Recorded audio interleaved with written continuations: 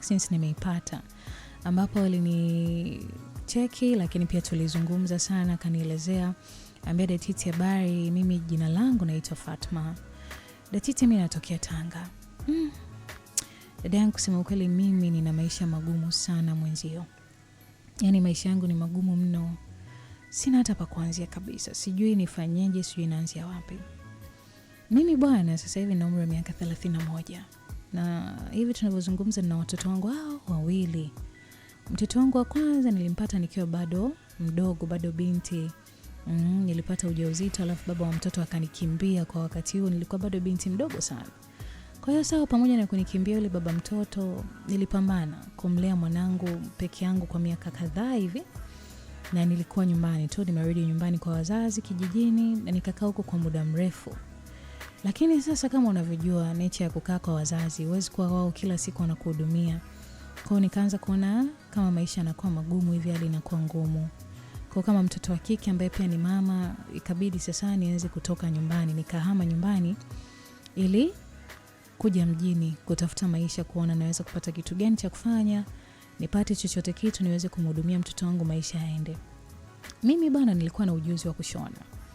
Kwa hiyo nashukuru Mungu, nilipofika mjini nikapata kazi ya kushona, nikawa nashona nguo, then nauza. Hivyo napata vihela vyangu viwili vitatu, maisha yakawa yanaenda, naishi na mwanangu vizuri. Sasa katika huu utafutaji wangu nilibahatika kukutana na mwanaume kwenye hizi kazi zangu. Yule mwanaume alikuwa anakuja sana pale ninapofanya kazi, tunapiga story na nini. Ikafika wakati akaconfess hisia zake kwamba ananipenda. Fresh, mimi nikaona hatuna tatizo.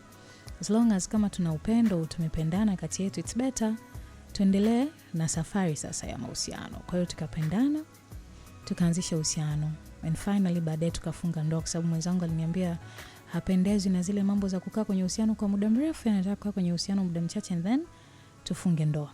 Kweli tukafanikiwa kufunga ndoa. Kiukweli mwanaume wangu wala hakuwa na uwezo kabisa Datiti. Yaani hakuwa na uwezo wala hakuwa na maisha mazuri kabisa. Lakini mimi wala sikuona hiyo kama ni tatizo. Niliamua kumchagua the way alivyo. Kwa sababu unajua mimi nimetoka kwenye maisha ya kimaskini. Kwa hiyo niliamini, imani yangu ilikuwa inaniambia kadri tunavyoendelea kuishi kwenye ile ndoa yetu, tutatafuta pamoja, tutapata, maisha yatakuja yatabadilika. Wakati naolewa nilimkuta mume wangu hana kitu kabisa. Yaani yuko nyumbani kwake lakini hana kitu kabisa. Alikuwa analala tu chini, anatandika mkeka na nini.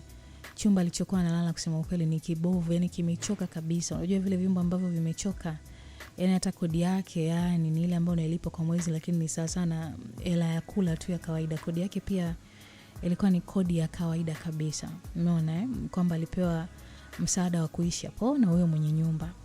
Lakini mimi nilivyoona yale mazingira bado nikaendelea kuridhika. Nikasema sasa as long as nimeshaingia kwenye ndoa na huyu ndio mwanaume ambaye nimemchagua, basi acha tuendelee tukae, alafu nione vile mambo yatakuwa. Ili mradi tu niko kwenye ndoa, mimi nikaweka imani, nikaamini kwamba mambo yatabadilika. Hivi ninavyoongea na wewe Datiti, sasa hivi nina mwaka wa 5 kwenye hii ndoa. Ndugu yangu, hakuna mabadiliko yoyote yale. Maisha ni yale yale. Kulala tuendelea kulala kwenye mkeka. Mwenzangu yeye wala hata ajali. Ni mtu wa kuvaa nguo mpya kila siku, na hivi karibuni amenunua laptop pamoja na simu smartphone ile kubwa tena ya bei ghali kabisa.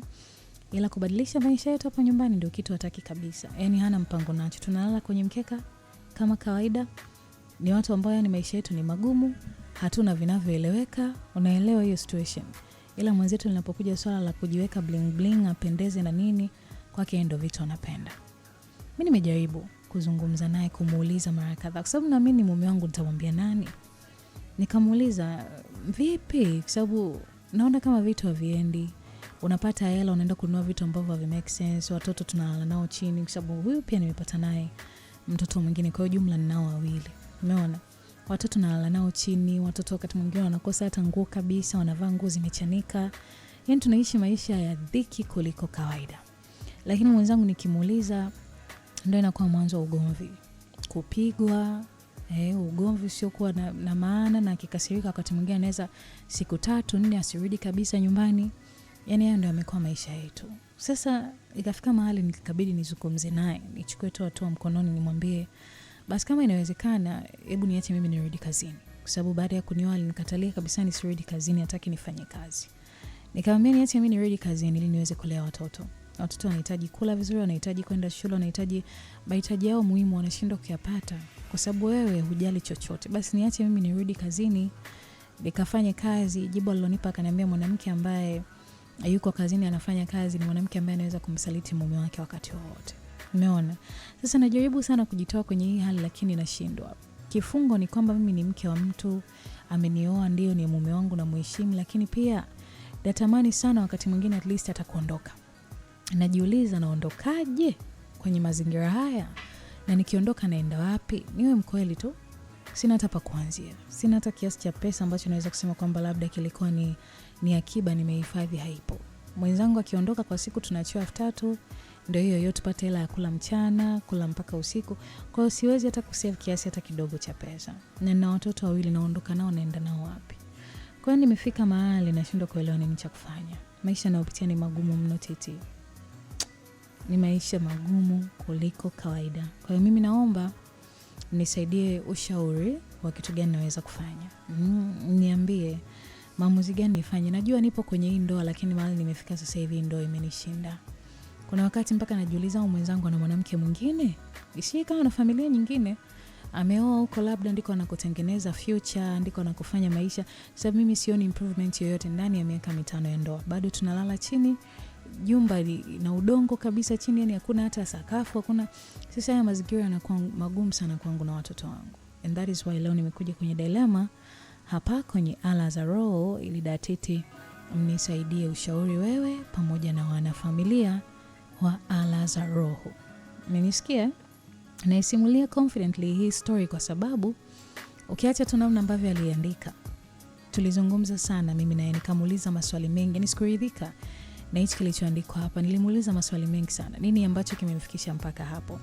Ina maana hawakupata nafasi hata ya kutembeleana nyumbani, kumjua vizuri kabla ya ndoa. Akaniambia kupata hiyo nafasi. Mara nyingi walikuwa wanakutana tu juu kwa juu, kila mmoja anaishi kule anakoishi mpaka ndoa ilipokuja kukamilika. Kwa hiyo vitu vingi vimetokea hapa, lakini mimi binafsi if you ask me nitakwambia nimejifunza kwamba kuna baadhi ya wanawake still bado wanateseka sana kwenye ndoa. Still bado wanapitia wakati mgumu. Nawaza mwanaume ameweza kuwa na ubinafsi kiasi gani cha kuweza kumwoa mwanamke ambaye alikuwa anafanya kazi, akamwachisha kazi ili akae nyumbani for nothing. Kwa sababu mwachishe kazi mtu akae nyumbani, labda unataka umfungulie biashara au kuna kitu cha muhimu unataka akae nyumbani. Ila mtu alikuwa anapata hela yake angalau hata kama ni kidogo, ilikuwa inaendesha maisha. And then unamwachisha kazi, unamtoa kwenye kazi yake, unamfanya akae nyumbani, unamtelekeza huduma kwa siku, unamwachia 3000. 3000 inatosha nini kwenye maisha sasa hivi akiwa na watoto wake 2? Hela hiyo wale mchana, hela hiyo wale jioni. Wewe mzee baba ukitoka umevaa shati lako, umechomekea mkanda nje, suruali ya bei ghali, umeshikilia laptop yako mkononi na smartphone yako, ukipita kwa barabarani watu wako proud, wanasema yule ni mwanaume, he's a gentleman, anapita, look at him, mrefu, mzuri, kapendeza. But when it comes kwenye swala la familia yako, mambo hayaeleweki. Watu wanalala chini kwenye mkeka ndani ya miaka 5. Mimi nakuaje you guys?